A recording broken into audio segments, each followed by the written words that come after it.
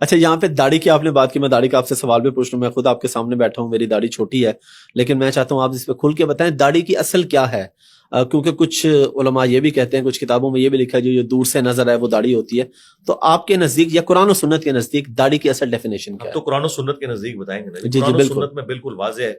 سورہ النساء کی آیت نمبر 119 ہے. شیطان نے کہا تھا وَلَآمُرَنَّهُمْ فَلَيُغَيِّرُنَّ خَلْقَ اللَّهِ، کہ میں ضرور ابھاروں گا اے اللہ تیری مخلوق کو کہ وہ تیری بنائی ہوئی تخلیق کو بدل دیں گے.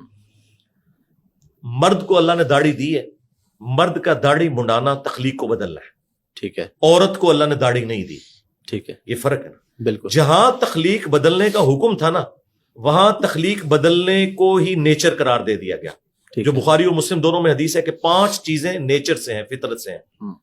نبی اسلام فرمایا ناخن کاٹنا، اس میں بھی مسلم شریف میں حدیث ہے کہ 40 دن کے اندر ایک دفعہ آپ نے ناخن ضرور کاٹنے. نمبر 2 مونچھیں پس کرنا. نمبر 3 غیر ضروری بال بغلوں کے، اور نمبر 4 زیر ناف بال، اور نمبر 5 ختنہ کروانا. اب اس میں بھی آپ نیچر بدل رہے ہیں، لیکن یہ نیچر بدلنا نیچر ہے. اگر داڑھی کا کہیں ذکر ہوتا تو کہا جاتا کہ اسے بھی مونڈ دینا. اس کے الٹ صحیح مسلم میں کہ 10 چیزیں فطرت سے ہیں، ان میں ایک داڑھی بڑھانا بھی ہے، کلی کرنا بھی ہے، دانتوں کی صفائی کرنا بھی ہے.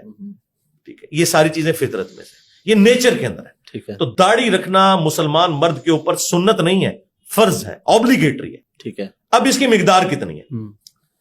تو قرآن سے بالکل واضح ہو گیا کہ آپ نے داڑھی ایسی رکھنی ہے کہ عورتوں کے ساتھ آپ کی مشابہت نہ بنے.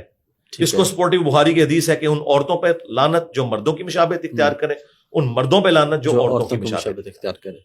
اگر عورتیں چھوٹی چھوٹی داڑھی رکھتی ہیں نا، تو مرد کا چھوٹی داڑھی رکھنا حرام ہے. تو ایسی تو کوئی بات نہیں ہے، عورت کی تو داڑھی نہیں ہوتی. تو لہٰذا عرف عام میں جسے داڑھی کہا جائے، جس طرح آپ نے رکھی ہے، شاید افریدی صاحب نے، یہ جو شخص رکھ دے گا نا وہ اپنا فرض پورا کر رہا ہے. اچھا اب افضل داڑھی، یہ بس افضلیت اور غیر افضلیت. ٹھیک ہے. میری مٹھی سے بھی زیادہ ہے، میں نے کبھی بال کاٹے نہیں، نیچرل میری اتنی ہے.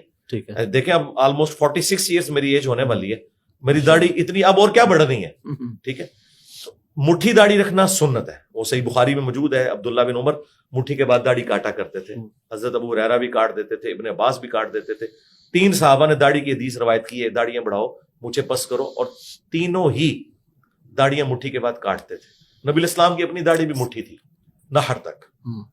امام ترمذی کی کتاب ہے شمائل ترمذی، اس میں وہ حدیث لے کے آئے کہ نبی الاسلام کی داڑھی جو ہے وہ نہر تک تھی، یہ یہاں تک جو ہلکا سا گڑا بنتا ہے. ٹھیک ہے. تو اگر آپ نہر تک رکھتے ہیں بہت اچھا ہے، جس نے ڈاکٹر سرار صاحب نے رکھی ہوئی تھی. جی بالکل. اور اسی طریقے سے اور بڑے بڑے علماء، مولانا طارق جمیل صاحب، یہ داڑیاں ٹھیک ہے سنت کے مطابق، لیکن اگر کوئی چھوٹی بھی رکھتا ہے تو بالکل ٹھیک ہے.